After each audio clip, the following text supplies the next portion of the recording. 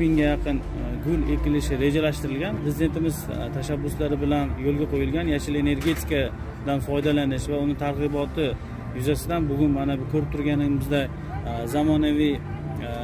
panellardan foydalandik va mana shu gullar festivalida xudo xolasa o'zingiz kelib